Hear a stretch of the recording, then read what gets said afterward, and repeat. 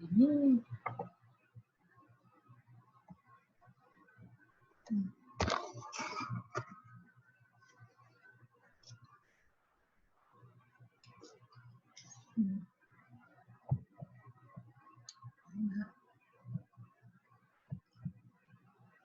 Just wait a minute.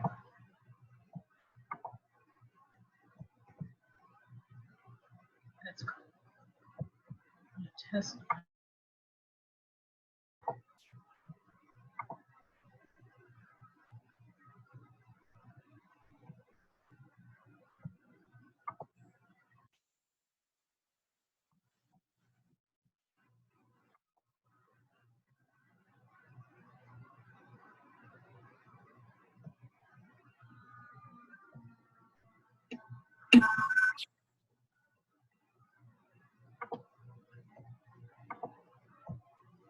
Hi, Nancy.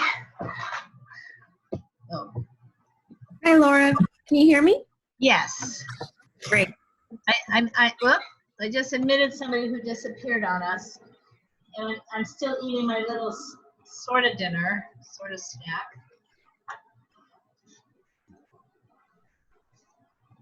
So I will turn on my video shortly. Hi, Sandra.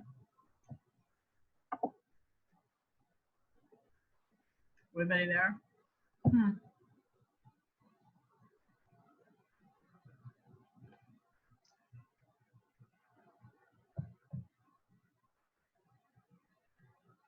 Okay, even though I'm eating, I'm going to turn on my video. Just because it seems like the right thing to do. Hi, Sandra. Hi, Laura. How are you? I'm having a stressful week, and you? I'm doing well. I'm sorry to hear that you're having a stressful week. Yeah, well, you know, we have a bunch of tenants, and I think they're nearing the end of their sanity. I mean, you know, stir craziness. Yeah, no, I can appreciate that. This is a difficult time for most of us. Yes. So at 12:30 a.m. last night or this morning, I suddenly had two different tenants who are roommates, each texting me about the other. And it's like, oh, God, I'm not your mom. I was going to ask, are they your children? Right. And they're not two. I mean, one of them is 57 years old. The other is like 35 or 38. Yeah, well, if it was an emotional situation, I guess age has nothing to do with it. Exactly. But I was ignoring both of it. It was like, no, you're not texting me after midnight. So I didn't respond to any of it. Good for you, because that's not, at that point, you're right. You shouldn't get involved. Well, I might be involved at 11 a.m., but not midnight. Well, then that's on you. If you're going to put yourself, you've inserted yourself in it, then you're going to get stuck. Well, yeah. Well, I you know, the thing is, what I've learned in these months is that whatever the landlord's role may have been, and, you know, and I'm not the owner of the property. I'm the person who works with the owner. But whatever our role may have been in the past, I'm now the person who's finding and referring food sources, and here's an email, you know, see if you can get in that lottery to pay your rent, and do you need any help with the EDD, because, you know, I've got people who could maybe help you. This is not the usual role. Well, is it because they know that you're involved with UNNC, or? Well, I think it's the other way around, because I'm getting all these resources because I'm involved with UNNC and I'm sharing them. Right. So, I mean, that's They're not asking. Yeah. Oh, well, but that's good that you're being so proactive about it. Right. Yeah, no, it's all good. Yes, but what I really feel like, I mean, we have a lot, but there's a good handful, meaning not one or two, who it's very clear we need some mental health intervention, and that's so beyond what any of us would ever do. Who's a landlord? I mean, it's just so beyond. Anyway, these are stressful times. Well, maybe you should suggest they who need that kind of help get in touch with NAMI or something. Right. Because that's what their services are there for, to help with whatever level of, mental health is needed. Right. And I'm obviously not diagnosing anybody.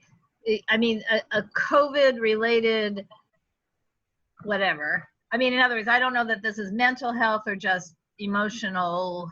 But at that point, it really wouldn't matter. It's that's the whole purpose of NAMI, is to help you figure that out and maybe provide resources for the person. So it might be worthwhile just giving that information. Right, and maybe just send it out generically to all of them without it feeling pointed. Absolutely. Yeah. No, I've been kind of getting involved with NAMI because it is such a sensitive area, and people really are, all of us have moments where we need, support regarding however we're feeling emotionally. So yeah, I got involved with my sorority, and now I'm kind of stuck with it to just, be So is NAMI the one for families of people who are mentally ill? It is one of those that has taken that role. But yeah, they're definitely a primary source as well. Right, that's interesting. Because back in the day when I had the relationship with the fella who's my ex now, this is long ago and far away, but his son, I'm sure he's full-blown diagnosed schizophrenic by now, but he was diagnosed affective schizoid, somewhere on the spectrum back then. But there was nothing we can do. I mean, so I had looked into NAMI then. I was just wondering if it's the same entity. It's like, is there anything a person can do when a kid doesn't want to take any meds? Right. And the answer is no. I know. Just no. Yeah, it is. There's some legal things that obviously could be done to help facilitate that. But yeah, no, it's a difficult place. Mentally, we're all so different, but we all have general needs. The same kind of general needs. But under the circumstances with the COVID, everybody's feeling some level of unusual stress. Right. So Nancy, I know you're just kind of here in the room with us. I don't know if you know Sandra, but no, I don't think I know Sandra used to be our treasurer at UNNC, and she's she lives in Jefferson. Is that right? You live in Jefferson Park. I live in Jefferson Park. Are you on the east side of Arlington or the west side of Arlington? On the west side of Arlington. So Nancy is one of your reps now. Oh, good. Hi, Nancy. It's nice to meet you. Hi, Sandra. It's nice to meet you, too. Good. Congratulations on being a rep. Thank you. I'm enjoying it so far. I'm learning a lot. I'm sure it's a lot to learn, and you've got some great resources there on the board. So take advantage of it. Mm. And make sure you share as best you can with the community. Yes. Which is a hard thing to do in a time of COVID. Oh, yeah. Figure out how to share the information. Well, definitely the Nextdoor app is definitely one way of going. Even using the Facebook Historic Jefferson Park group is a great resource too, just to post information. And honestly, I'm first one probably will admit, I love Zoom. I think I have much more affinity to doing a meeting via Zoom than getting in my car, driving somewhere, having to deal with parking if it's a really exciting night of interesting topics. This is so much easier. I've kind of incorporated it now in so many different ways. I'm taking dog obedience classes via Zoom with the dog. With the dog. So wait a minute, does the dog look at the picture? She sure does when she wants to. but we take classes via Zoom, and I love it. I mean, yeah, it's something to say with having personal interaction. That's definitely a plus. And being outside in a, outdoor setting is absolutely fabulous. But if I got to be stuck at home, this is great. Right. Yeah. So Nancy, I think you and Janie haven't quite figured out how to do the Jefferson Park meeting yet for via Zoom, right? Yes, no, we haven't connected on that, but I'm going to talk to Janie about it. I think we thought that we would only be on Zoom for a few months or a couple of months, but now It's going to be a year, I think. I think it'll be for the remainder of the year, so you guys might as well have your safety meeting via Zoom. I know. That's right. I think you might people might fall in love with it. I know I'm a prime person for it. No, I agree. I think it definitely increases access. Like, I've been joining a lot more meetings than I would otherwise because I don't have to drive here. Yeah. And I mean, when their safety meetings are at the, Vassar Library, Jefferson Library, the parking's horrendous. It's absolutely the most horrible location for any large group. But, when it's a topic of definite interest for me, I'll either walk down or drive and park 3 or 4 blocks away. But, my preference, I love Zoom for that kind of stuff. But Laura's now an expert on Zoom. A semi-expert. Hey, that's better than not at all. So I mean, I don't know how to do a split screen so that we can't keep a share screen.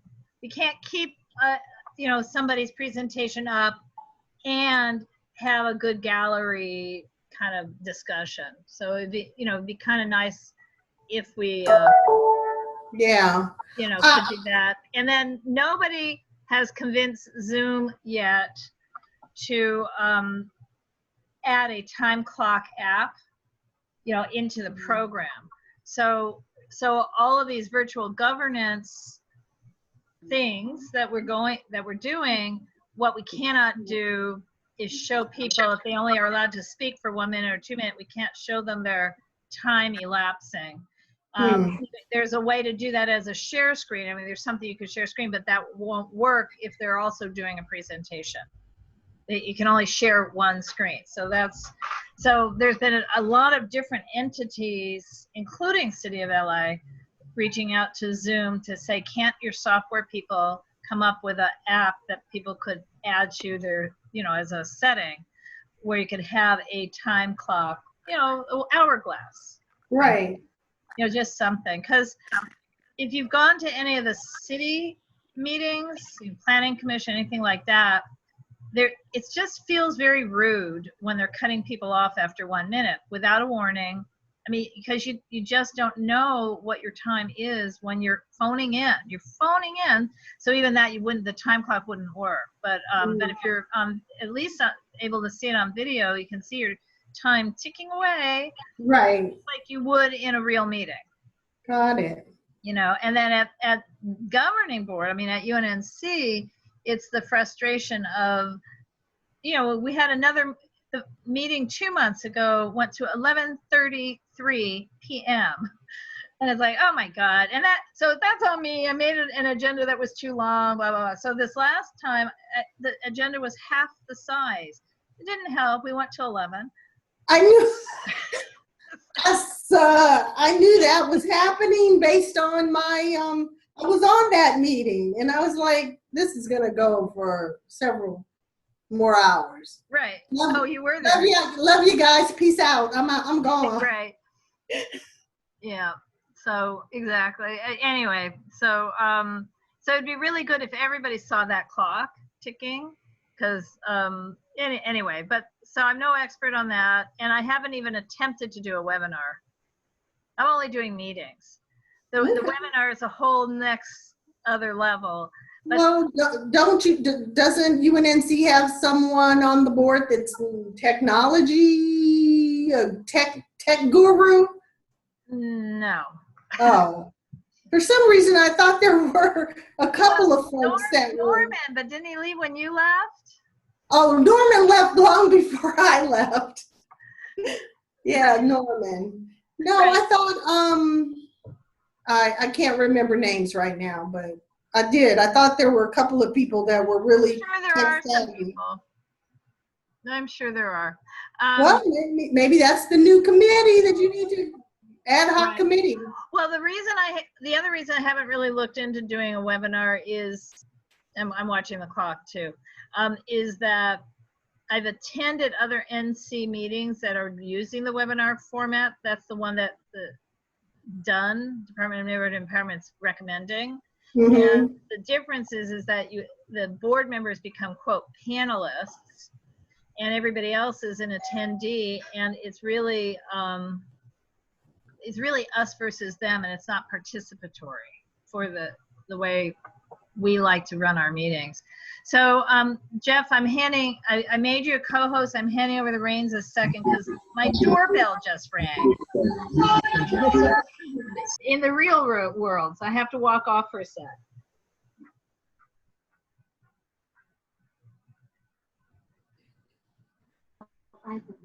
Hey, Sandra. Hi, Jeff. How are you? I'm good. You look fabulous. Yeah, right. Thank you. I'll have to get a meme or something to put up for me. I don't know. We'll see. Yeah, because I'm telling you, you don't want to see my hair. It's all the way halfway down my back.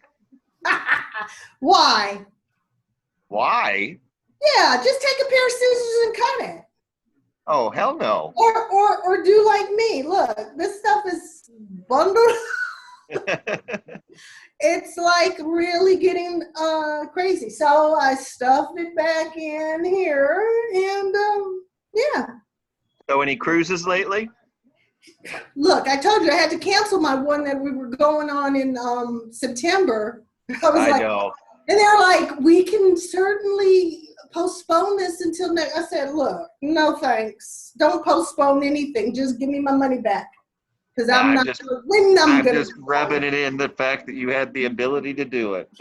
Oh, don't feel like that, Jeff. I don't. All right, good. But I miss you. Well, I'll come by and drive through with my face mask on and give you air kisses. Just promise me you don't get one of those face masks that is a picture of your face. Those are frightening. No, I want one with a dog's face on it, personally. Yeah. Well, I'm here just as long as until Laura gets back and she assigns somebody else on the line as co-host. Oh, maybe it's John. He's always good. He's always good for stuff like that. Yeah, John's good for stuff like that. He is. Yeah. What else we got? We got Pamela's on and Nancy. Okay, I'm going back into mute mode, but you guys feel free to talk. All right. Good to see you. Or so your facsimile.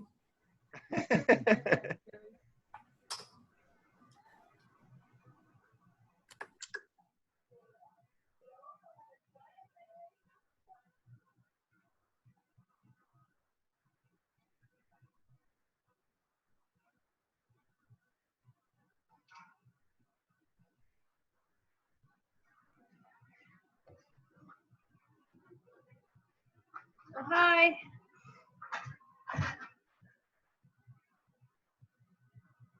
We all got muted, I see. Waiting for you. Well, no, Jeff was co-hosting. You didn't. I think Jeff muted everybody, but it's not 7 o'clock yet. No comment. I think Jeff took over the reins and made mute. Anyway, Jeff had nothing to do with that. Oh, I see what happened. What happened was Sandra and I were talking, and then I put myself on mute. Everybody else was respecting that and have themselves on mute as well. Got it. Okay. So, so I will start the meeting at 7 since we have 7 people here. But the one person who's not here is Jake, who I believe is presenting. All right. Oh, Jake's here too.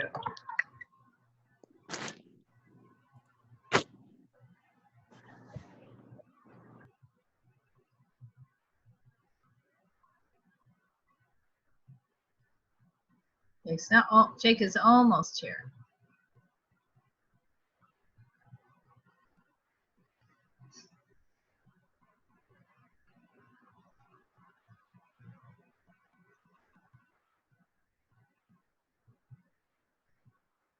Okay.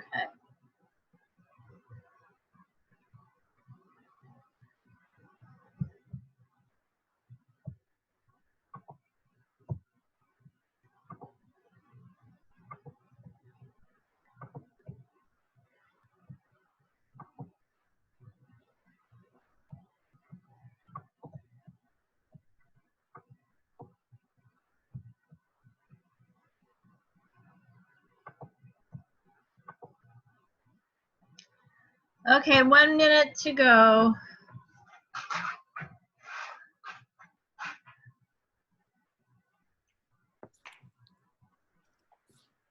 Hi, Jake, are you going to be doing the presentation? Yes, I can share my screen. Can you hear Okay, me? so I need to make you a co-host. Okay. Meeting hasn't officially started. 1 more minute to go. That's fine. You need to make one more co-host if you can. I know. John, I know you're kind of double or triple teaming. Are you able to be a co-host? So did you tell? I have shaky internet tonight for some reason, so I want to make sure that if I fall off, the meeting continues. Can you hear me? Now I can. So yeah, I'm attending 2 meetings. That's what I thought. Well, wait a minute. Never mind, Sandra. I'll sit. You'll stay? Okay, because so far so good. It's just I've had trouble all day long with the internet.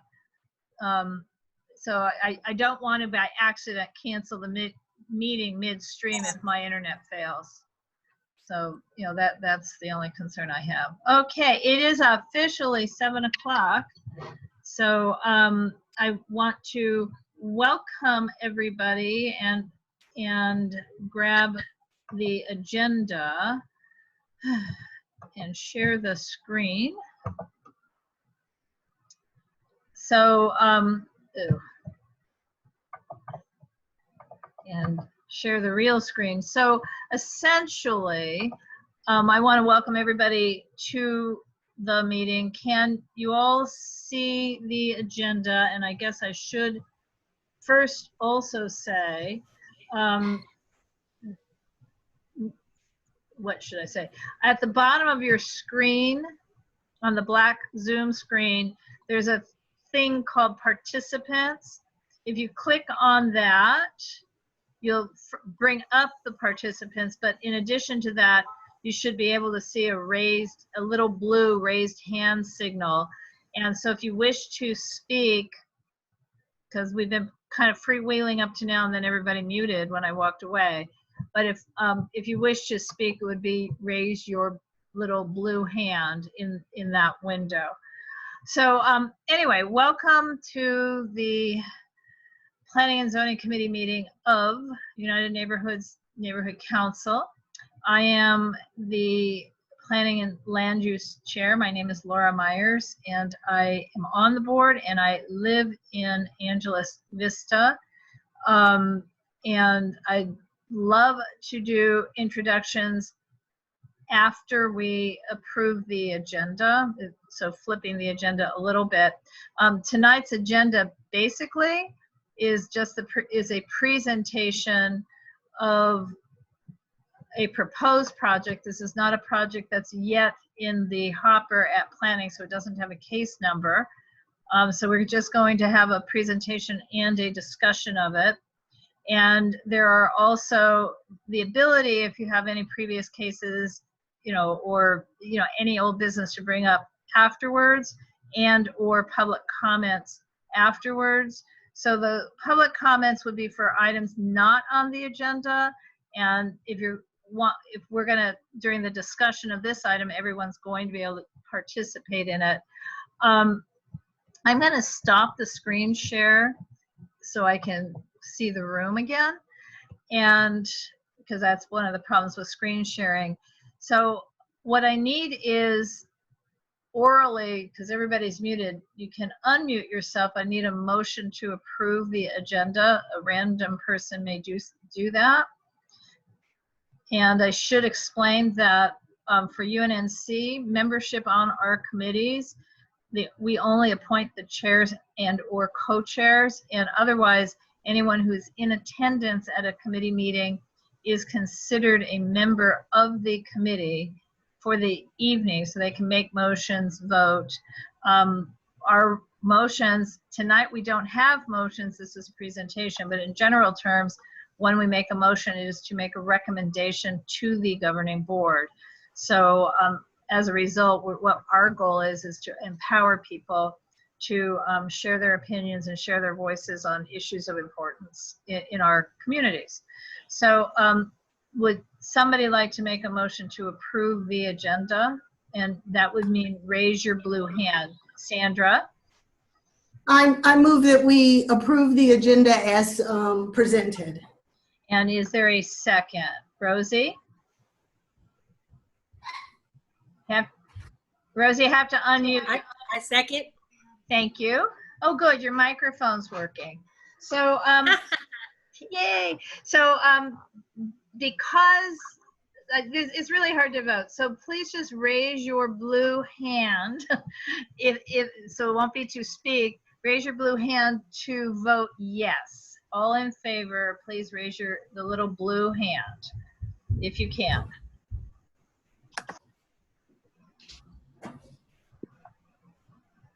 Okay. And I don't have a blue hand. My hand's raised. Is there any opposition to approving this agenda?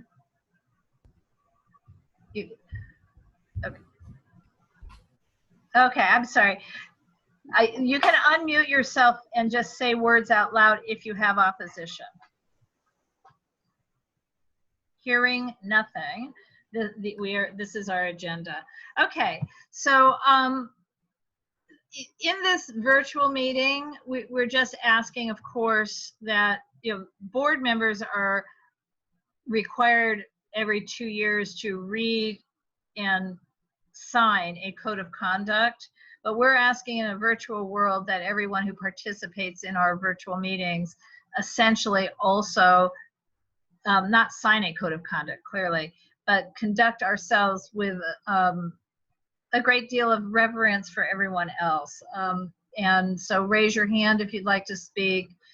You may unmute yourselves, but when you're not speaking, please do mute yourself because we can hear the background noise. So with that, I would like to introduce Jake McGregor, and he can introduce everybody else presenting this proposed project, the depot at 3609 10th Avenue, which is near Exposition. And from that, I think, Jake, do you want to take over here? Sure. Can you all hear me or hear us? Okay, great. And Asher, are you still on here? He is. Yeah, I'm here.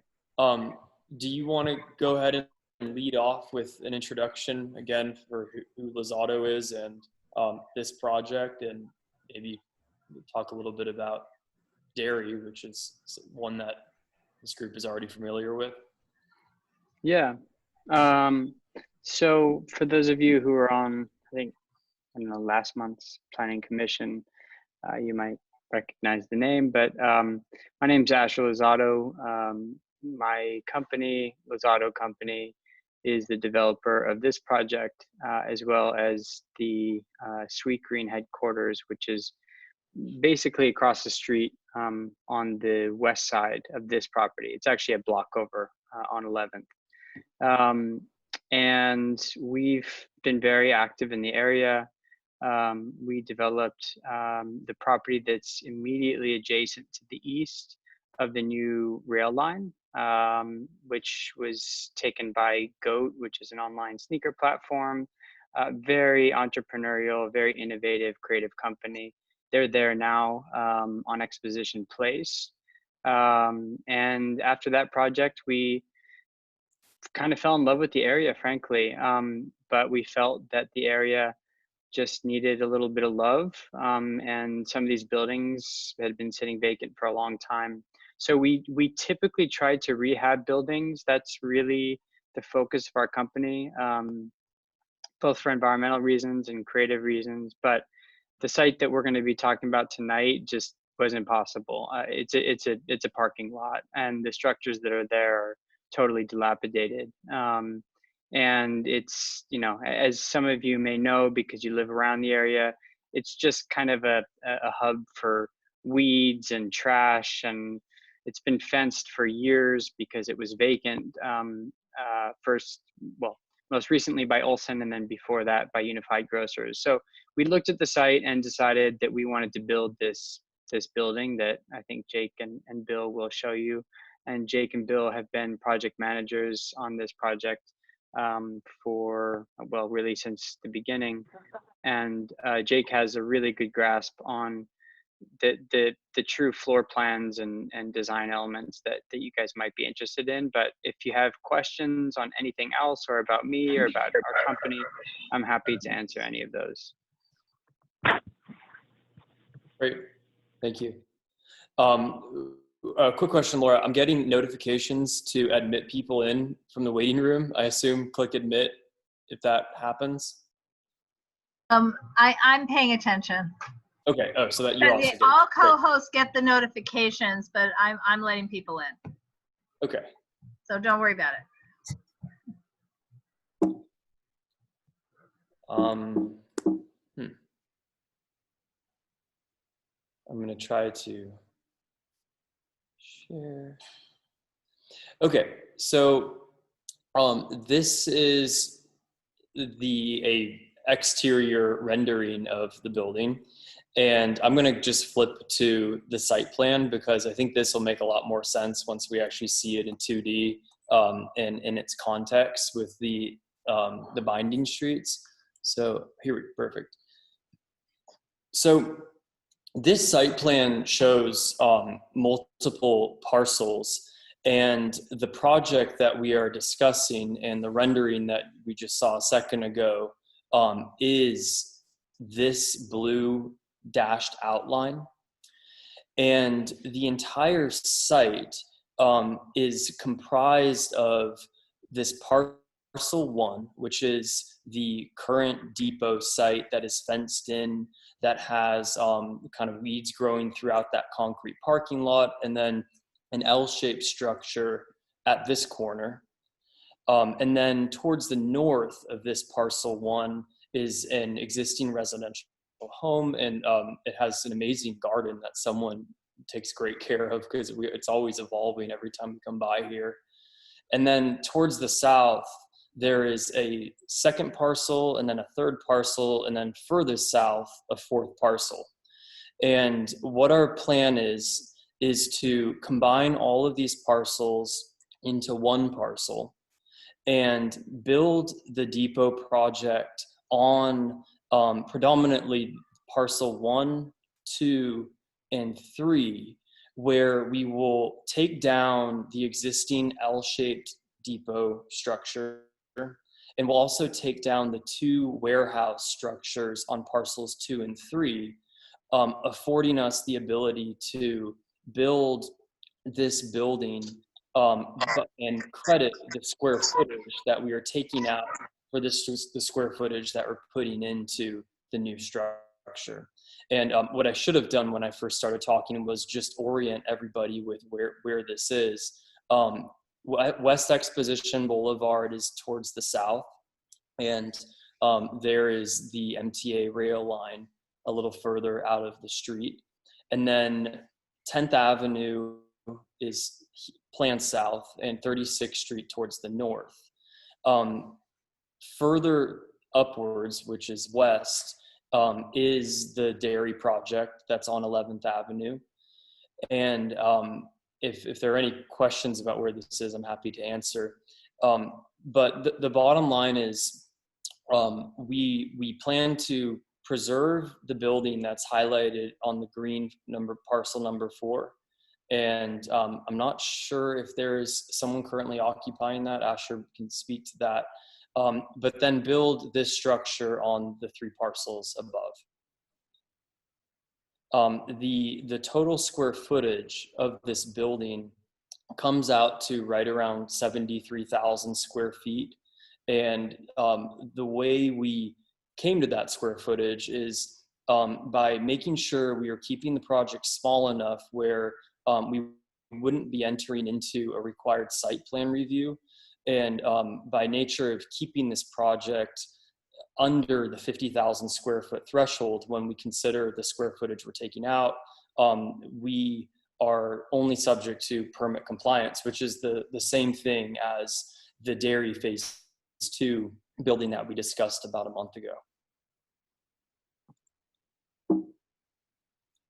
In other words, the net addition is less than 50,000 square feet. Right. And just perhaps also relevant from a size standpoint, the building at 73,000 square feet that we will be developing is a little bit less than a 1.0 FAR for the portion of the total site that the new building will be on. And I think allowable is 2.5 FAR, if I'm not mistaken. So we're staying under FAR, and the architecture, which we'll get to in a second, really is it's being considerate of all of the Crenshaw corridor specific setbacks as you go up in height, pulling facades back. But what we're really excited about, and something that Asher and the Lozado company just time and time again stay so committed to, is green space for the occupant and green space, trees, landscaping visible from the street, where anyone driving down the street or walking down the street is going to be just kind of flushed with green space around them, which is an unusual part of all of these projects that Asher is pursuing in the West Adams area. So I printed this image just to show an aerial of what we looked at before. This is the existing truck depot structure, and these are the 2 warehouse buildings that are slated for demolition, where the new building will take up sort of the center area of this overall parcel 1, 2, 3. And then the buildings furthest south will stay as is. And the animal shelter there right behind, and then the single-story brick bow truss building, which was a Lozado project, and complete rehab of the space that will be brought back online sometime in the fall. So in talking about green space, I thought it would be appropriate to show the floor plans more as just vignettes and highlight with green all of the outdoor occupiable space that this project features. And just kind of at first glance, what you see compared to the interior square footage of the building is just a whole lot of lush outdoor space that each level benefits from, that we're excited about and think is important for fitting into this neighborhood. The first level, and I'll zoom up here, down at the bottom, that's 10th Avenue. And there's a parking entrance off of 10th Avenue that takes you down. The parking has 152 striped spaces and exists on 2 fully submerged parking levels accessed by this ramp.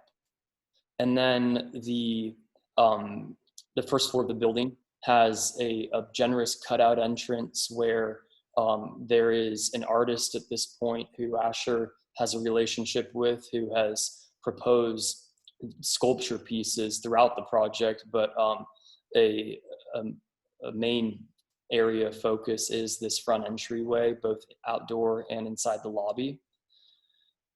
And then on the second level, this is the largest floor plate of all. And we keep the same simple restroom core and 2 elevator and stair core in the middle. But about 1/8 of the overall floor plate is devoted to a outdoor landscaped area. And at this time, the layout of the outdoor areas, the deck areas, are somewhat conceptual. The project is in plan check, but we're still working through with the architect on how this layout happens and how we'll build it. But the idea is it's comprised of outdoor seating area and then banding that lets planters go up about 1 foot or 2 where you can plant larger specimen trees that would be visible from the public right of way. The third level, which is the smallest indoor office floor plate, same core, has the largest outdoor deck, which is the whole idea here and the level below is that if you're working in here, you have pretty much a full glass line along this edge where you have doors open and you can go sit outside and work outside if you prefer.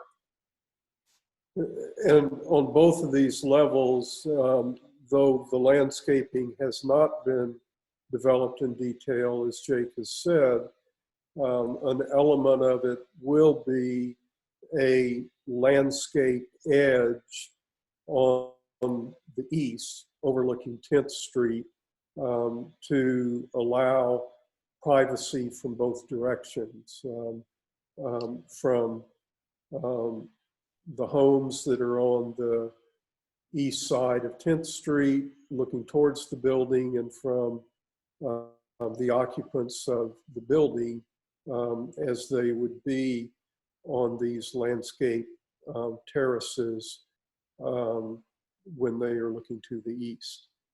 Mm-hmm. And then just one thing I'll point out, since we're at looking at this first floor plan, when I first reached out to Laura and we talked about this project very briefly, Laura did bring up that this property line towards the west of the project abuts the alleyway, which is currently being utilized by the animal shelter. And I learned a lot more about the animal shelter and the different programs that operate out of the building. Our building pulls away from our property line quite a bit. It's about 10 or 11 feet. And this is one of the areas where there are doors that go out from the office where people can use the space as outdoor space. And there is some kind of fence or wall proposed for the edge where that alleyway, as best we know it, is preserved, and there is no intention of extending this green space into that alleyway where the animal shelter is currently using it.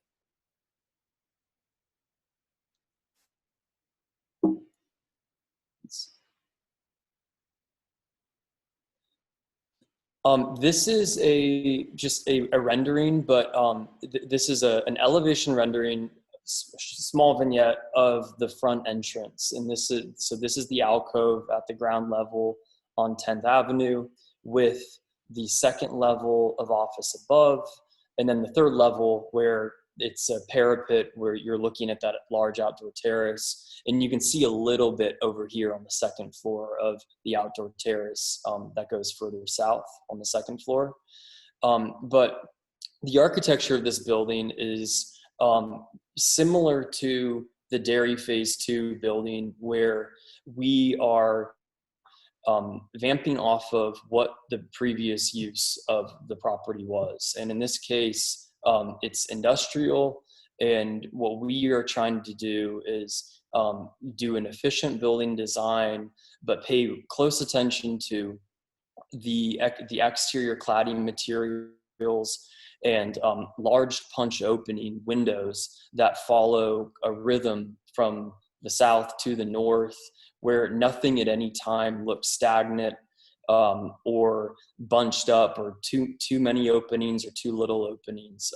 If anything, we are creating more openings than maybe what somebody would typically do. But all of that is in a big effort to articulate the facade, keep it dynamic and rhythmic, and under no circumstances design a simple dumb box building where there's nothing interesting. There was a very conscious effort and a lot of design iterations to arrive at what we're showing here.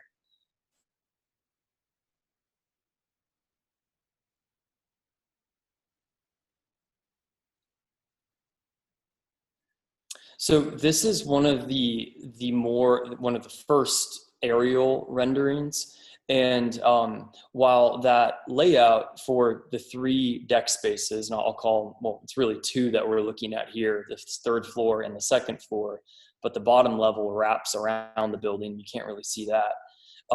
This is the design inspiration for those outdoor decks, with a series of walkways and planting adjacent to those walkways, and the ability to put plants in that aren't just low hedges, but are actually specimen trees that you can see from below. And as Bill mentioned earlier, what's actually not shown here is a planter along the edge, as that would be kind of a buffer. But this was designed before we had the meeting on dairy, and we understand that that might be something the neighborhood would like to see. And we would be very open to having that conversation. On the ground level, we did pull the building back about 3 feet, providing a planting strip for everywhere where either cars don't have to go or people don't have to go.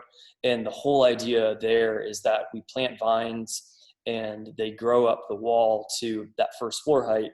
So when you're walking down the street, or if you're in a car, the base of the building kind of disappears into greenery. And when you look up, you see the windows and the windows of the 2nd floor, but then immediately it's met by another 2 layers of greenery on these higher up decks.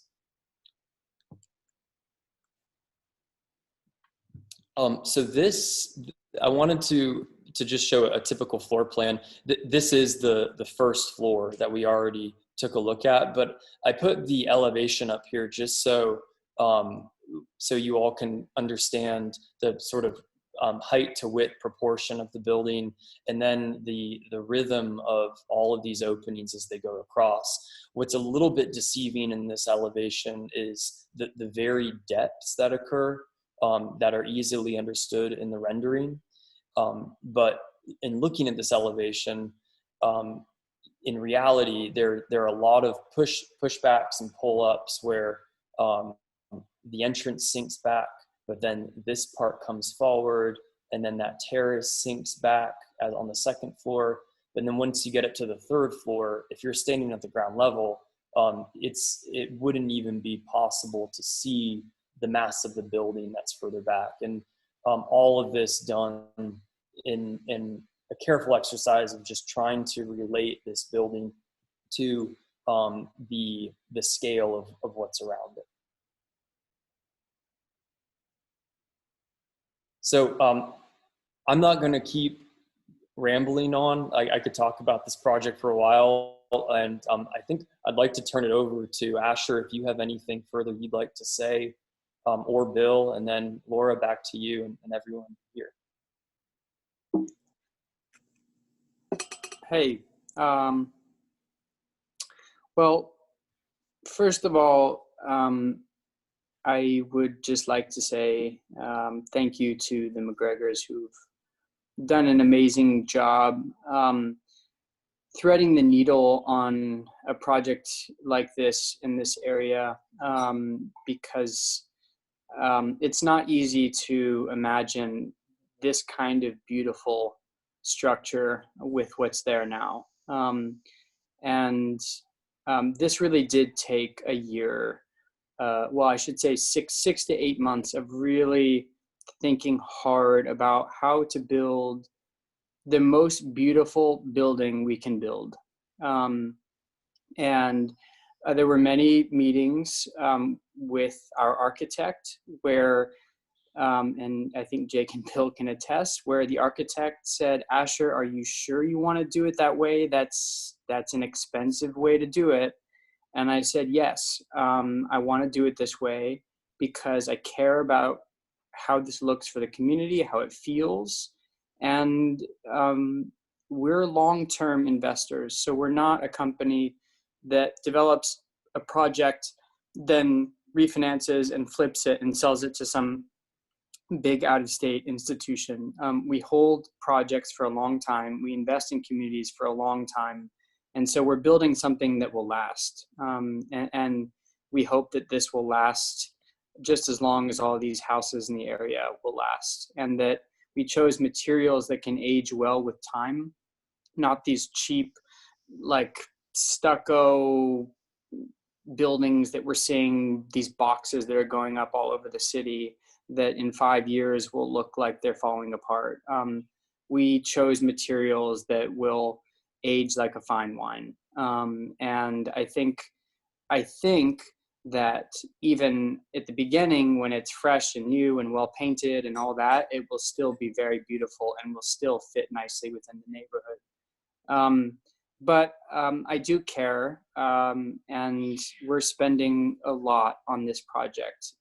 We'd spend the same amount whether it's here or in Santa Monica. So I just want everybody here to understand our commitment both to the project and to the long-term viability of the area.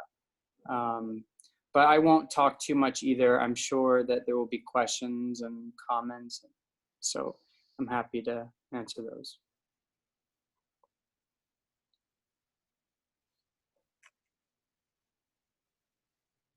Let me unmute myself. So does anybody have immediate questions? I do have a question, but does anybody else? Rosie. Yes, question. Can you hear me? Yes, thank you. Okay. When you said that you fell in love with the area, what made you fall in love with the area? What about the area that you fall in love with? I think there's a communal aspect that you don't find very often in LA anymore. LA tends to be a city of transplants and people moving from one place to another. But the neighborhood, the people, the culture it feels mature. It feels really deep. And we've talked with a number of members of the church, of Duran and her Weston's office. I've been going to some of the food drives at her Weston's office that they've been doing, and I see the community support and the love. I mean, it's just everybody knows each other. It's kind of a low-rise environment, and it's not even a political thing. It's just people just know each other, and it just feels connected. And I think that the one thing that I fell in love, and by the way, I love the architecture. I love the tracts, like the whole West Adams, Jefferson Park, this whole tract of homes that's almost 100 years old now, if not at least 100 years old, is really synergistic, and it's almost, it's maybe the most intact architecturally in the city. Maybe Hancock Park is similar, but I love that aspect too. And it's a very low rise kind of LA, California cool area. The palm trees are taller than any building. So, Okay, so I'm just wondering, I have a couple of questions though. Yeah. You said you talked to people at her Western office, but did you talk to any neighbors in the surrounding area that's on 10th Ave, that's on 12th Ave? Did you talk to those neighbors? we have been in communication with some of the neighbors about concerns with the sites, and we've tried to address them. It's not always that easy because the sites have just been vacant for a long time, and so certain people tend to keep hanging around, throwing trash. The weeds aren't always easy to keep track of, but we have been in touch. Maybe not as much as you might like, and I'm sorry if that's true, but we have tried to be responsive. Okay, so our tenants, what type, have someone already signed a lease to be in that building already? Or is this gonna? No, no, they have not. This is a spec building. Meaning what? It's speculative. So we're building it just to present it to the market, and then when it's done, or maybe midway through the process, tenants will come in and want to take it. But we're very lucky in that we got this project at least bridge financed and designed and all that before COVID hit. We would have never had a chance at this project in this environment because there's no more money left. I should say there's no more ground up development money left. The lenders are totally frozen. And so not to say that our project won't be affected. It very well could be in this market, but we got a really nice head start. And so I'm hopeful that we'll be able to see it through. Okay, I'm gonna let somebody else. Okay, ask thank you, Rosie. So I know that both Ethan and Sandra have their hands raised. I hope you don't mind if I just ask a question first, which is, I see on the rendering, but then while we've been here, I looked on Street View for Google, and both sides of the street are currently bereft of street trees, but on your rendering, you don't show any new street trees. Are you planning to put in street trees? Honestly, I'm not sure on that point. Maybe Jake has a better idea. I know that we are relocating a couple of trees, but I don't think we actually have access to that parkway area to be able to do much other than the landscaping that we're already doing. That is also my understanding. We haven't had anyone, street services or nor other groups have come back requiring us to add trees, but they have been very protective of the I think they're Mexican palms that are really tall, and this rendering does not do those justice. I think this rendering is missing at least 2 or 3 of them that actually are in front of the building. For example, where my cursor, I don't think you can see my cursor, maybe you can, where that car is entering the parking structure, there is currently a tree right in the middle of where that car is, and we had to design the parking structure there. But that tree is currently getting assessed and a removal replacement plan put together for city review, and we're going to move it about 10 feet towards the north. So there will be a tree flanking like both sides of the project. And with, again, like all of the trees that we're putting up on these terraces are in effect supposed to be there to beautify the streetscape as much as an added tree would be at the ground level. Okay, well, I don't want to belabor the point yet because people have their hands raised, etc. But I'd like to talk to you guys going forward about not so much even street trees on your side. I mean, I see the problem, but there's no shade trees on this block, hardly. Right, it's the other side, which is residential, that it'd be nice to maybe help do some screening, but not required. And I'm going to move on to Ethan, who had his hands up first. and then Sandra, who had her has her hand up. Thanks, Laura. I'm sorry.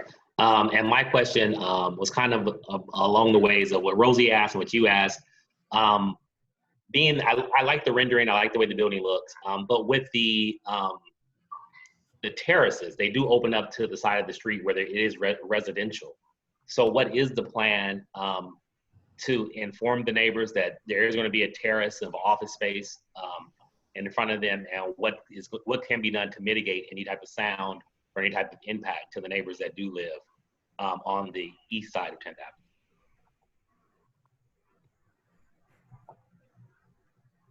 Avenue? I could take that, Ethan.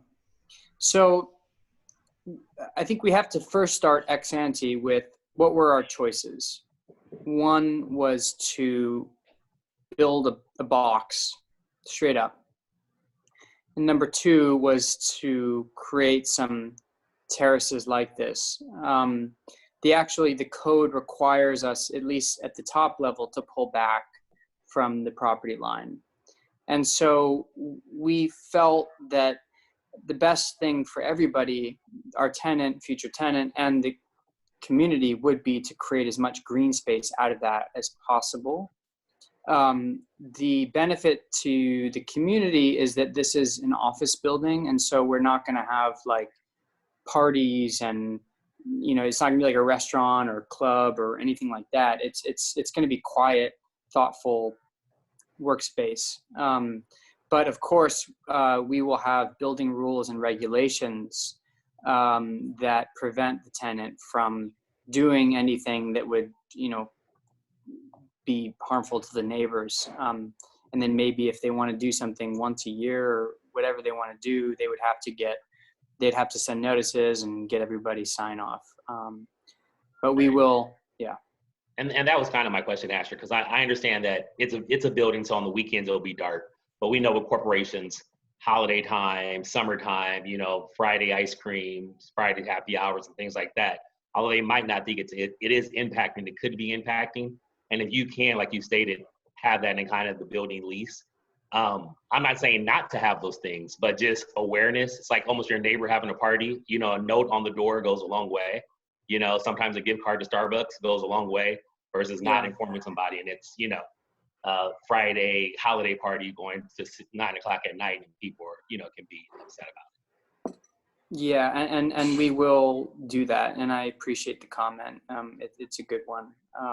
So we will make sure that our attorneys make sure that those tenants comply. Okay, Sandra? Thanks for the presentation.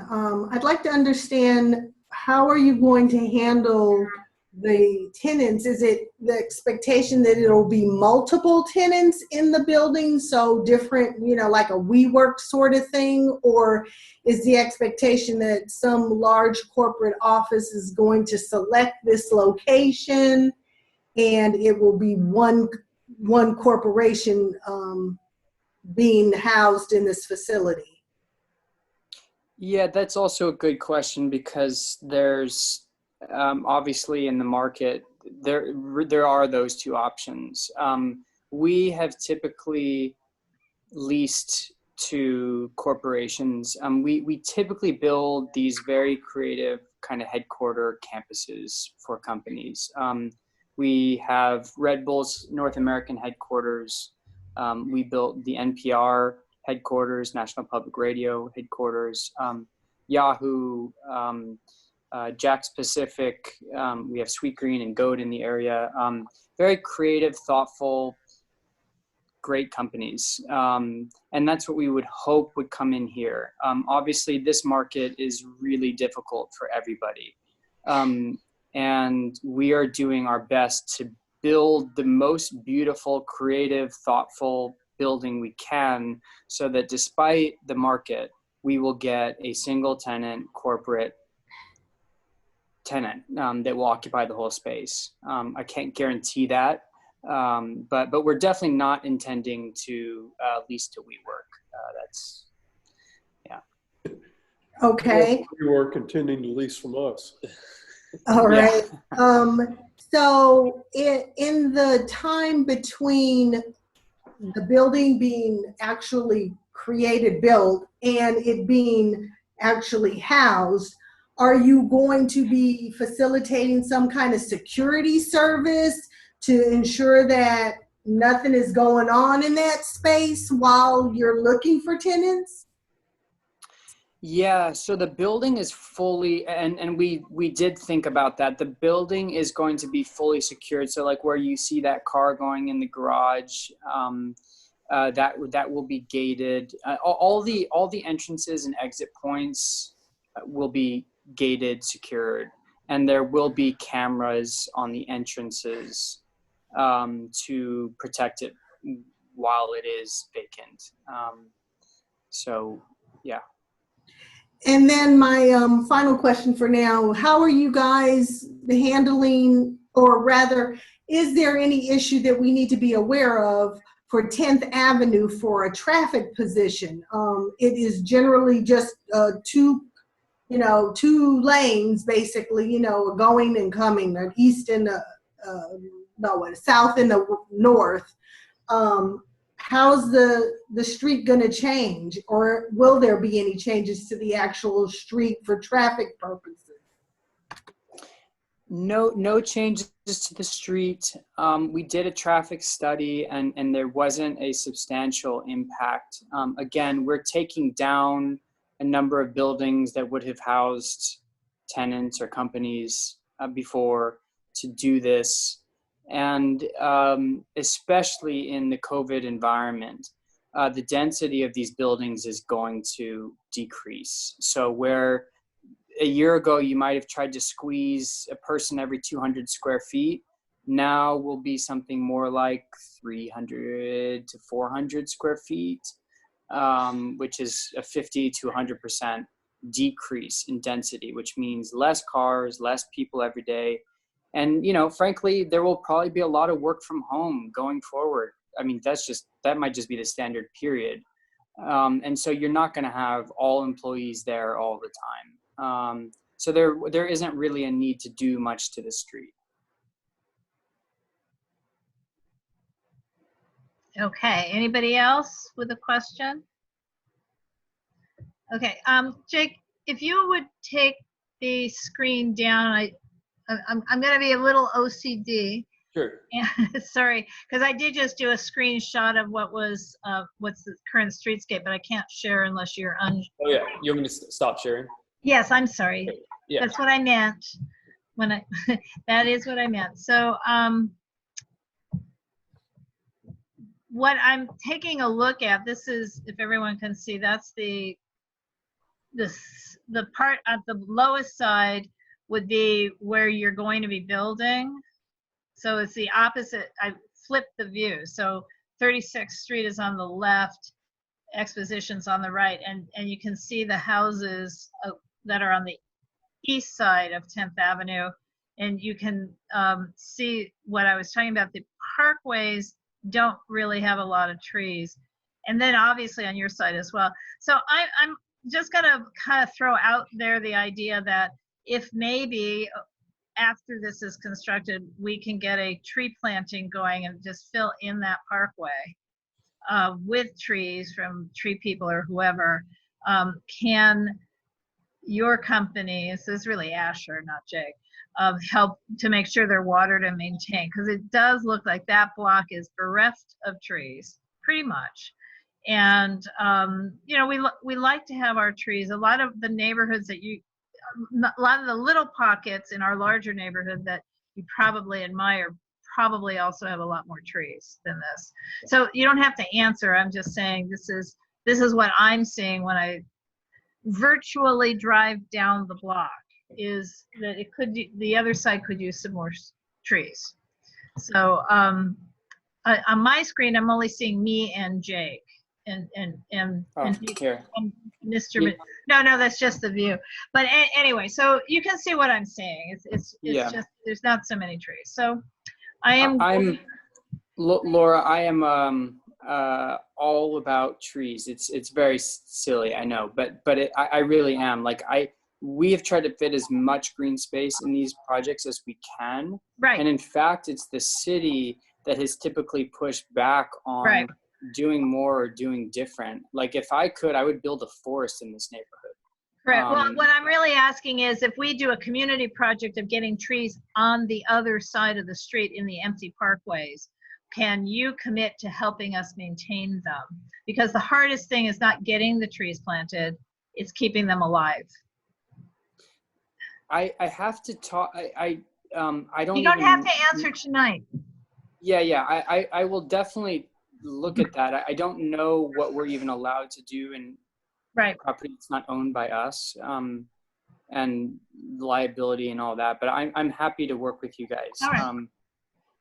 Yeah, we do want to, as I said in the last meeting that we had, like I really want to try and cool down this area because all the concrete makes it a very hot environment, and you can feel it unless you're walking kind of right at the buildings. You really feel the sun beating down on this area, and there's not many tall structures to protect you, not many tall trees to protect you, and so I am very much about trying to create that shade structure that you're talking about too. All right. Sandra, you have your hand up. Oh, hi, Laura. It's Brent. He has a question. Hi, how are you? Hello. I am Sandra's husband, Brent. And my question is, you made the comment that you love the area and the older homes and the older community. Well, as you know, this community was built in the early 1900s through the 1930s. When I look at this building, the rendering, it looks like something that could very easily be in the valley. It could be in Hermosa. It could be in Santa Monica. It could be anywhere. So my question is, why is it that you could not look at the architect? So what do we have? We have craftsman style homes. We have Spanish style homes. Why couldn't you use some of those elements in designing your building so that it looked like it was supposed to be here? I think it's, first of all, thank you for the question because it's an important one, and it's not without a lot of thought. And where I came out is, and it wasn't just myself, we had a lot of brilliant people thinking about this. But first of all, what's there now is of an industrial nature. And what is going in along Exposition Place, what's going in at Dairy, what Rios Clemente did is of an industrial nature. And so in some way we tried to adhere to what was there in the industrial character. But also, frankly, it's basically impossible to replicate the architectural elements that you're talking about in a way that would fit on a 76,000 foot ground up creative building in today's environment. First of all, the materials aren't the same. So what you think would look good will not look good when it's standing 45 feet in the sky. And also, frankly, the craftsmanship that you're talking about was at a time that is very different than the time we have today. People just do not put the same level of care and attention to detail. And the materials that are available to us are mostly from China and from other places. We don't have old growth wood that looks really beautiful as it ages. And so for us, it was like an opportunity to go forward and also to build something that would mature with time. So steel will rust in a way that will be beautiful with time. The green space in the building will mature. And I think in 20 years, it won't feel so out of place. And, you know, I'm sorry if that's not what you might have wished for, but it's not without a lot of thought that we did this. I understand and I appreciate that, but I believe that you can do that, what I'm thinking about or what I'm suggesting, without that much difficulty, because all you're talking about is some small changes. You have a box there with glass. That's basically what it looks like to me from the renderings that I see. And I don't see why you could not put some trim make the door, the entryway. I mean, there's a lot of little things, and it doesn't have to be wood. I mean, you can make it out of steel and make it look like wood, or make it mimic wood, mimic Art Deco. I mean, you know, there's things that you can do within that building that's not going to, you know, cost a whole lot to do, but it would definitely make the building look more like it's supposed to be there, and not this brand new thing put in there in 2020, you know, and just looks totally out of place. That's just my opinion. I've lived here my whole life, so I have a different perspective than most. I'm not a visitor. Yeah. Well, I guess just to address the last two, and I'm sure you're all, you know, curious about the design choices. Two things. Number one is the Crenshaw specific plan specifically regulates what you can build and how you can build it. So, for example, I think on the ground floor, you have to put 75% glazing, and then going up, you have to put 40%. And there are very specific design elements in the plan itself, which actually push away from the design that you're talking about. Not to say that what you're saying is wrong or that I don't love those buildings. I live in a home that was built in 1926. So I love the old structures, but it's not really feasible. And also, frankly, the market for creative office is one that is very geared towards windows, light, air, outdoor space, green space, clean, minimal materials. That's what the tenants, that's what the market wants. And I think that's what really is a healthy working environment. Again, not to say that what you're proposing is wrong. It's just that this is what the market wants right now in 2020. And we're trying to bridge that gap between what the community wants, what the market wants, and what lenders will fund. And this is where we came out. And, you know, again, I'm sorry because I know I can't please everybody on design. We all have different tastes, but we did our best. John, I see you're back. Did you have thoughts to weigh in on this, or shall I move on to other raised hands? Unfortunately, I was juggling two NC. Oh, am I on mute? No. I was juggling two NC meetings today, so I'm going off of memory because I didn't see the presentation this time, but I saw it a few weeks ago. I think architecture, the design, the style-wise, it does look high quality to me. I think it is attractive. I like the outdoor space that it included. I like that the applicant is being responsive and trying to make the design work in both in the marketplace, and I think it is attractive for this place and time.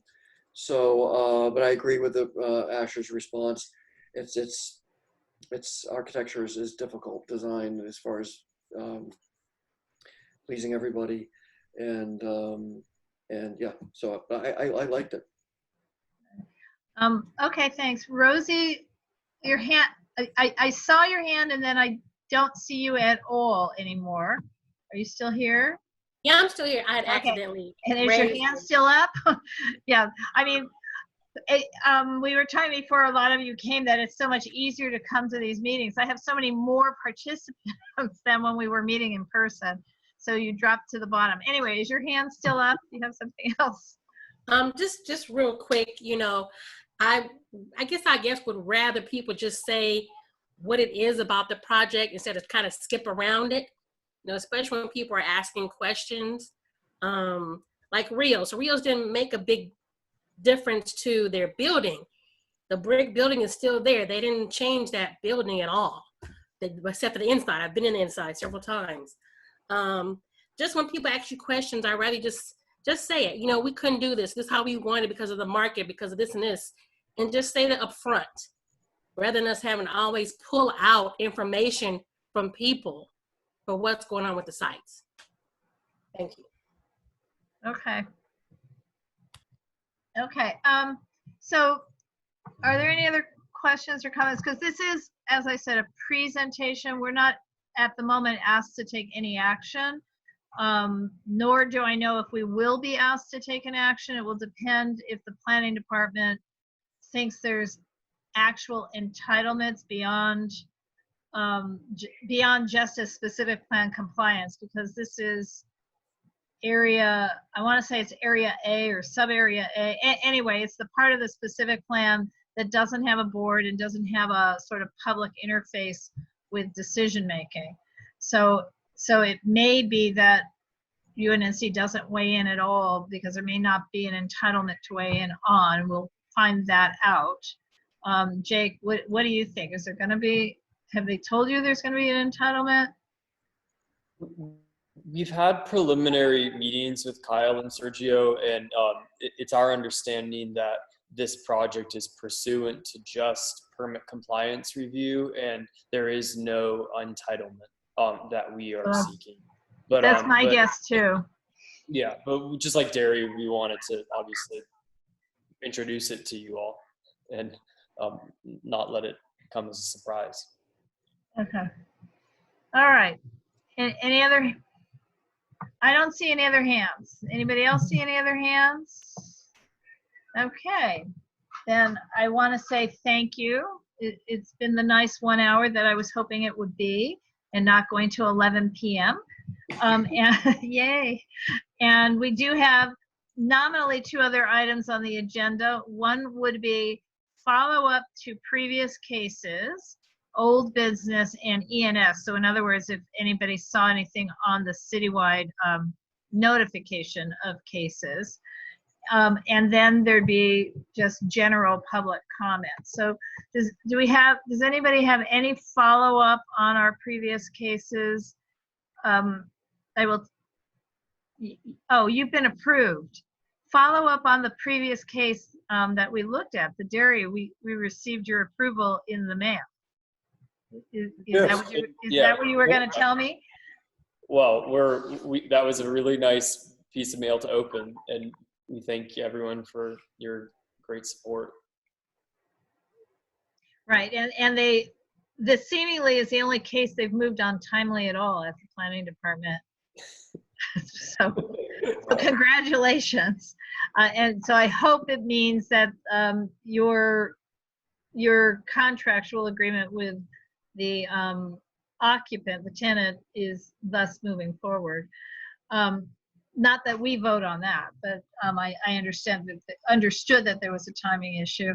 Other than that, we do have some other cases pending. I want to, to everyone, we do have a couple of proposed office uses and other office uses and other office uses on Crenshaw Boulevard that we'll be getting to in presentation in the next month or so.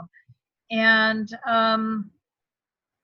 we still have 2 cases pending on appeal in Angeles Vista, 2 TOC type, well, a TOC project and a condominium project are pending on appeal at City Council.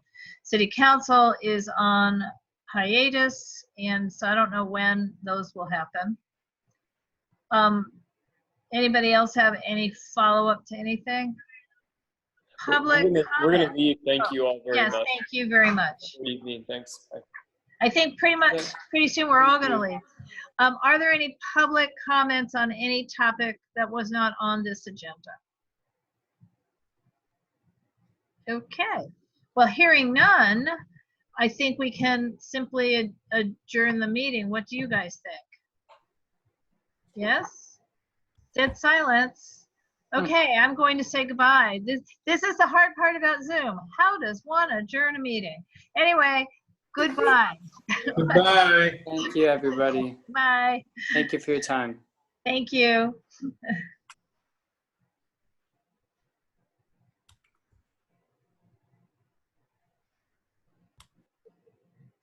Okay, so it's down to Pamela, Jones, Sandra, and Laura. I can't leave till everyone else does. Bye. Bye-bye. It was so nice to catch up with you, Sandra.